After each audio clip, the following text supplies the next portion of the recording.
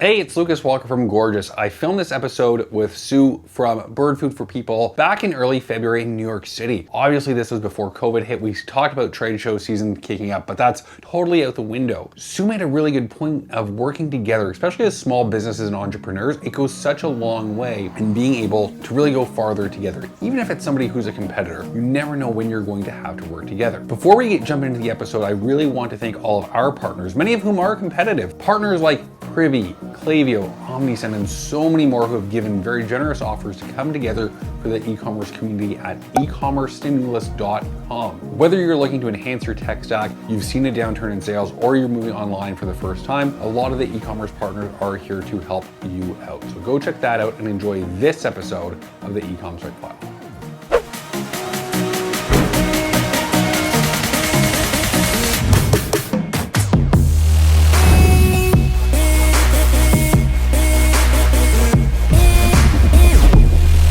Hey, what's up? It's Lucas here, filming the episode of the E-commerce Swipe File in New York. I am joined by Zhou, founder of Bird Food for People. I just ate some of their snacks. Very delicious. It's gluten-free, sugar-free, nut-free, vegan-friendly. Vegan-friendly and hella tasty, first and foremost.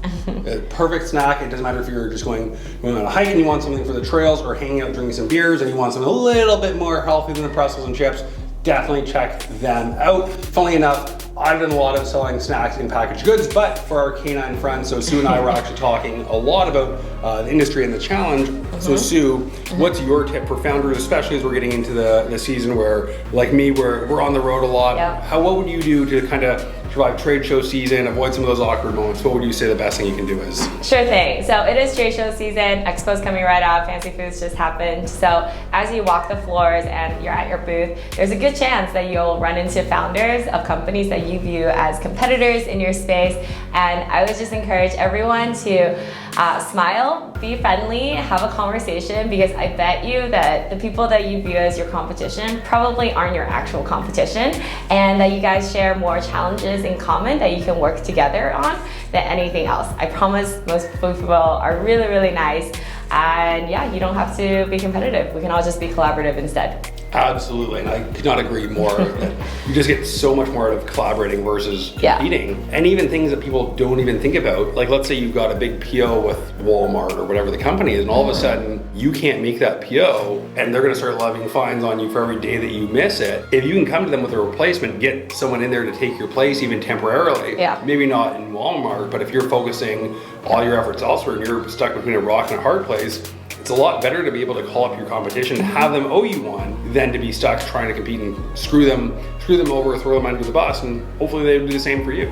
Exactly. And to be honest, we're all just trying to innovate a little bit in our product categories. Like, for example, my product is basically a healthier version of what already exists in a shelf that's filled with like sugar-packed products that actually don't have that much nutrients, right? So there's a few other companies who are doing similar types of things. Our branding might be different, but our value props are pretty aligned. So when we get to collaborate with each other, that means that we're creating a new product category together. So none of us have to be the first one in a store.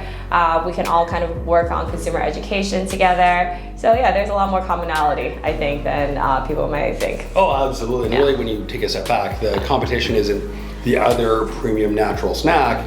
It's the big box brands using 5 different kinds of sugar, but they're cutting it so the sugar doesn't need to be the first ingredient, but meanwhile they've got honey, molasses, liquid cane sugar, beet sugar as ingredients 2 through 7. Exactly. And yeah, I mean, sugar's not bad. I'd just rather save it for an actual cookie as opposed to some BS healthy thing that still has 20 grams of sugar.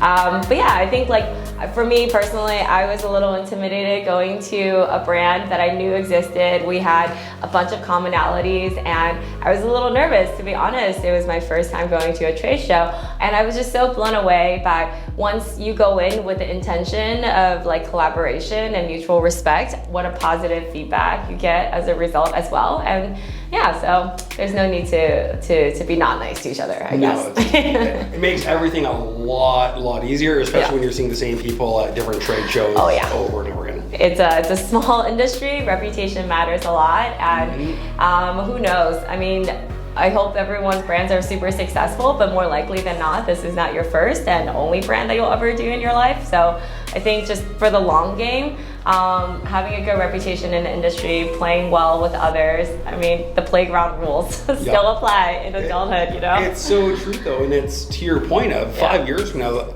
all the landscapes will look very different. Exactly. Maybe you're merging with someone who was a huge competitor, but you don't know that. And if you were kind of a dick to them, or they were a dick to you, you're not gonna want to do that. Exactly. You catch more consumers with bird food than granola, you know, That's whatever. So Sue, thanks so much. Where can people find you? Where can they find bird food? Okay, awesome. Well, you can find us in stores on the East Coast, anywhere from, I think, Maine all the way down to Philly right now. We're in New York, we're in Forgers Market, Meckleburgs, Green Grape, West Coast, look out for us. We're coming your way. We're at the Pop-Up Grocer in LA right now, and you can always find us on our website at eatbirdfood.com, eatbirdfood.com, and Instagram is also at eatbirdfood. So check us out. Thanks. Awesome. Thanks so much for coming on. All right. Grab some bird food. Binge the entire series of the Ecomm Swipe File. And if you're on YouTube, make sure you smash that like button. If you're on Apple Podcasts, 5-star reviews only. No 4 and under, 5 stars only. Hey, thanks so much for watching, listening to the vlogcast, e-commerce swipe file. Every episode, one super tactical takeaway for you as an e-commerce entrepreneur, something that you can do in your store to start generating more revenue today.